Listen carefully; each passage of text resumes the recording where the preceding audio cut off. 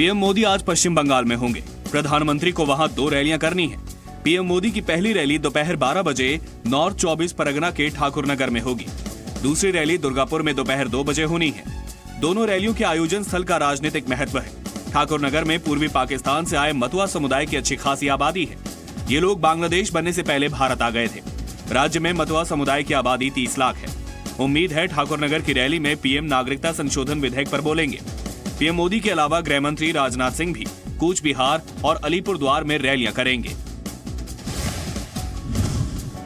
पश्चिम बंगाल के दुर्गापुर में टीएमसी कार्यकर्ताओं पर पीएम मोदी के पोस्टर फाड़ने के आरोप है। कई जगह पीएम मोदी के बोर्ड पर ममता बनर्जी के बोर्ड लगा दिए गए। बीजेपी का आरोप है कि टीएमसी कार्यकर्ताओं ने उनसे मारपीट भी की, जिसकी वजह से कई कार्यकर्ता घायल हो गए। बीजेपी सांसद बाबुल सुप्रियो ने टीएमसी पर लगाया लोकतंत्र को कुचलने का आरोप। पीएम मोदी की 8 फरवरी को दोपहर 1 बजे जलपाईगुड़ी में गणतंत्र बचाओ सभा होनी है। बीजेपी का दावा है कि जिस मैदान पर पीएम मोदी की रैली होनी है उसके मालिक से पहले ही एनओसी ली जा चुकी है। लेकिन अब टीएमसी दावा कर रही है कि उन्होंने पहले ही इस मैदान को क्रिकेट टूर्नामेंट के लिए बुक किया हुआ है। इस मुद्दे पर एक बार फिर बीजेपी और टीएमसी आमने सामने आ गई हैं। दोनों पार्टियां एक दूसरे पर राजनीति का आरोप लगा रही हैं। हालांकि मैदान पर बीजेपी की रैली के लिए तैयारियां शुरू हो चुकी हैं। इस मुद्दे पर पुलिस भी फिलहाल कुछ बोलने से बच रही है। प्रयागराज में आज से 3 दिनों तक स्कूलों की छुट्टी रहेगी। 4 फरवरी को मौनी अमावस्या के दिन दूसरा शाही स्नान है। सोमवती और मौनी अमावस्या पर महोदय योग बन रहा है। 71 साल बाद कुंभ में शाही स्नान के दिन सोमवार को यह अद्भुत संयोग बन रहा है। शाही स्नान पर संगम में डुबकी लगाने वाले श्रद्धालुओं की संख्या करीब 4 करोड़ के आसपास हो सकती है। विश्व हिंदू परिषद की धर्म संसद ने अयोध्या से जुड़ी केंद्र सरकार की अर्जी का स्वागत किया है। धर्म संसद के दूसरे और आखिरी दिन वीएचपी ने प्रस्ताव पारित कर गैर विवादित जमीन को वापस करने के केंद्र सरकार की कोशिशों को सही बताया। वीएचपी ने यह भी कहा कि सुप्रीम कोर्ट राम मंदिर पर रोजाना सुनवाई कर अगले 2 से 3 महीने में फैसला दे।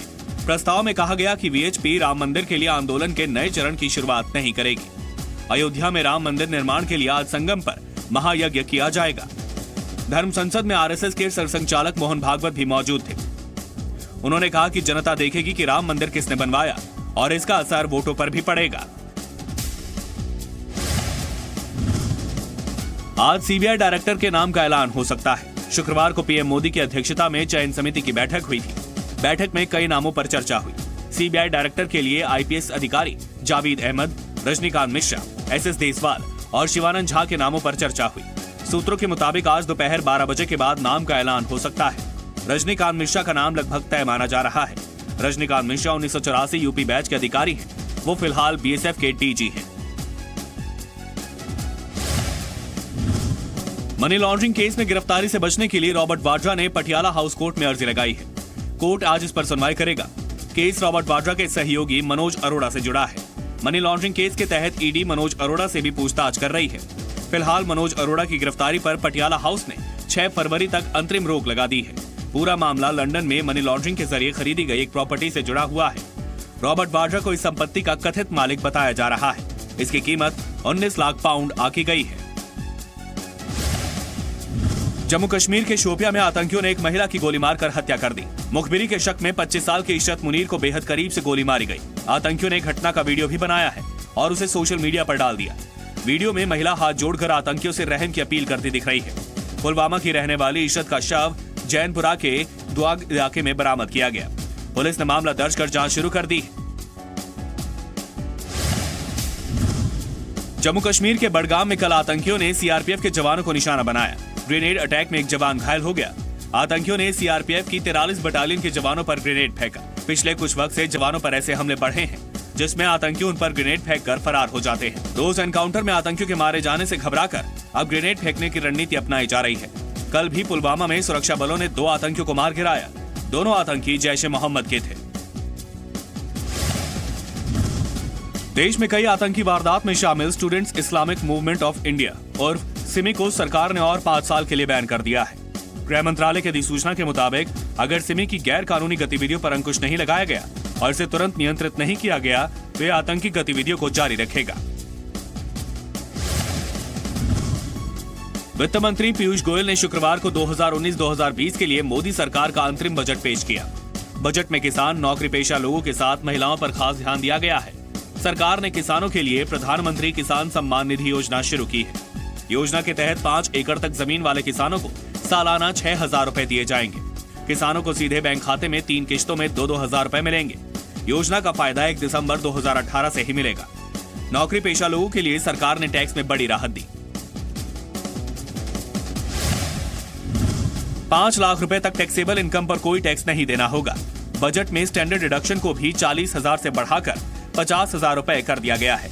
पहली बार बजट में असंगठित क्षेत्र में काम करने वाले लोगों के लिए सरकार ने पेंशन स्कीम लॉन्च की है।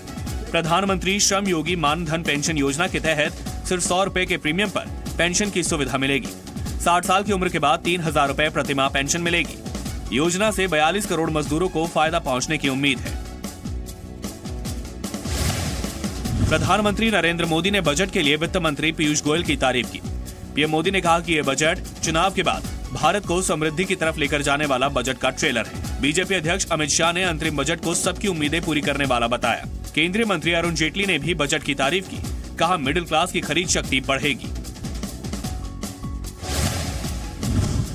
पश्चिम बंगाल के मुख्यमंत्री ममता बनर्जी ने मोदी सरकार के बजट को चुनावी बजट कहा है। बीएसपी अध्यक्ष मायावती ने अंतरिम बजट को वास्तविकता से दूर बताया है। एनडीए के पूर्व सहयोगी और आरएलएसपी के अध्यक्ष उपेंद्र कुशवाहा ने बजट को किसान विरोधी बताया।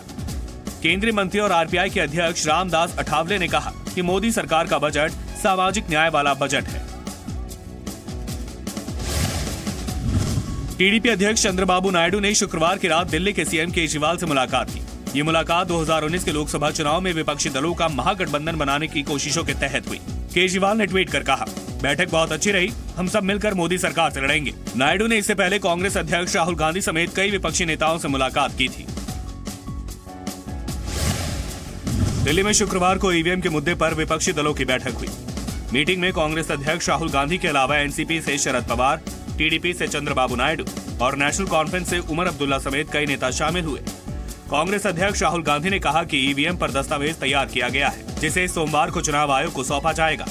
विपक्षी कई नेता पहले ही बैलेट पेपर से चुनाव कराने की मांग कर चुके हैं। हालांकि इलेक्शन कमीशन उनकी मांग को खारिज कर चुका है। बिहार के मुजफ्फरपुर में दिन दहाड़े बेहद भीड़भाड़ वाले बस स्टैंड पर एनकाउंटर हुआ। बेरिया बस स्टैंड पर 10 की संख्या में आए बदमाशों ने कुंदन सिंह को घेर कर 4 राउंड फायर किए। बस में हुए हमले के बाद एक बदमाश को छोड़कर बाकी सब भाग निकले। खबर मिलते ही पुलिस मौके पर पहुंची, बदमाश को सरेंडर के लिए कहा, लेकिन उसने फायरिंग शुरू कर दी। पुलिस ने जवाबी कार्रवाई की, जिसमें बदमाश मारा गया। एनकाउंटर के वक्त बस स्टैंड पर बड़ी संख्या में लोग मौजूद थे। भोपाल में वंदे मातरम परेड के दौरान बंदूक पर तिरंगा लगाकर सुरक्षा घेरे में बेधड़क घूमता रहा अनजान व्यक्ति। इस दौरान सीएम समेत कई मंत्री भी परेड में मौजूद थे। परेड के दौरान इस अनजान व्यक्ति के पास कई मंत्री, कलेक्टर, एसपी भी गुजरे, लेकिन किसी ने कोई आपत्ति नहीं जताई। शौर्य स्मारक से मंत्रालय तक की गई थी परेड। मंत्रालय के सामने सरदार वल्लभ भाई पटेल पार्क में सामूहिक वंदे मातरम गायन किया गया था।